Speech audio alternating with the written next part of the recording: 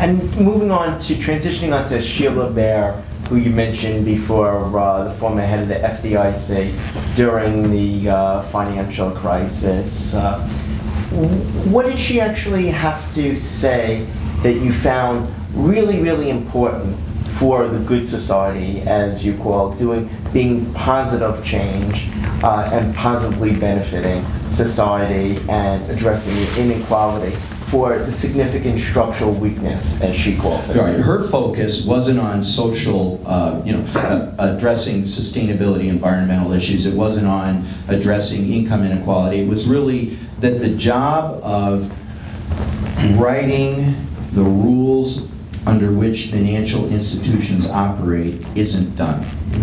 That we've put into place a new regulatory regime. It's helping. That and lots more capital and less leverage in large financial institutions have made the system safer. But she writes about a number of things that she believes still haven't been addressed. She still thinks that short-term money markets are a source of enormous risk. She would probably say money market fund reform hasn't gone far enough. And for those of you who haven't read my first book, I was present at the scene of the crime, which was when a very small money market fund in which my clients had invested broke the buck, was not just unable to maintain its value at $1 a share. Investors put $1 in, thought they were getting $1 back. The fund said, It said the trustees, faced with that possibility and faced with the prospect of a run on shares, suspended redemptions. So what was a vehicle that people assumed was just like cash became a completely illiquid investment that was no good to anybody in the short term. So Sheila Bair would say that's still out there.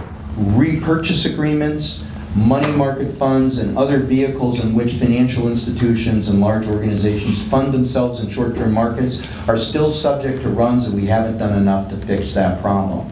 She would also say that we haven't done enough to make sure that people who originate and underwrite mortgages retain enough of the risk of those mortgages so that they don't underwrite bad mortgage loans. Now, I'm also going to tell you my wife, Laura, to whom the book is dedicated, is in the audience today. Laura ran private banking for the largest financial institution in Canada, the Royal Bank of Canada. After I met her, I became very interested in private banking in Canada. We had lots of conversations about that.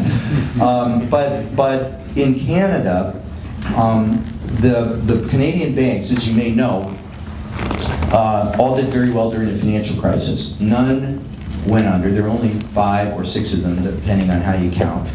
They all made money and didn't even cut their dividends. Now, why were they able to do that? Because the mortgage loan portfolios, their activities were completely different than what happened in the U.S. They didn't sell their loans. There wasn't an originate to sell model in Canada. It was originate and hold the loan. Well, what happened? They kid him out. 100% of the risk retained on the balance sheet. They underwrote the loans properly.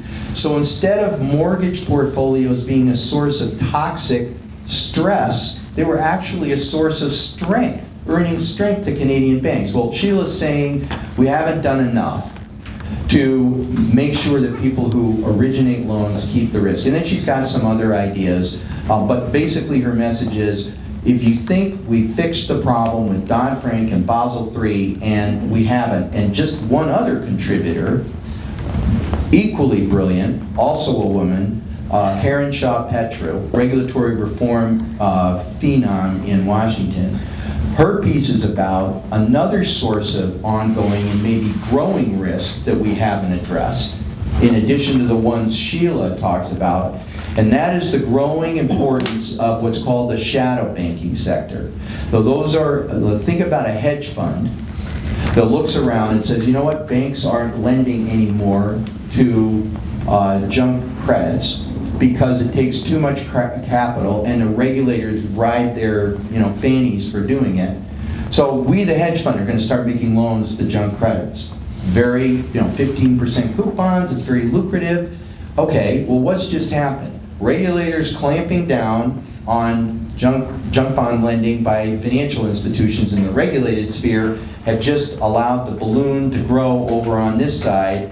And proof point here that we should start getting worried is that assets in unregulated shadow banking, non-bank institutions are now larger than they were before the financial crisis. So the risk is just moving over here. And Karen Shaw Petra says, you got to watch this. It doesn't do any good to regulate the dickens out of one sector of the economy. You should need to look across the board. And she says, you really shouldn't regulate institutions. You ought to regulate activities. So if you're worried about lending to lesser credits, you ought to regulate it no matter who does it. But we don't do that today. We regulate by industry silo, not by activity.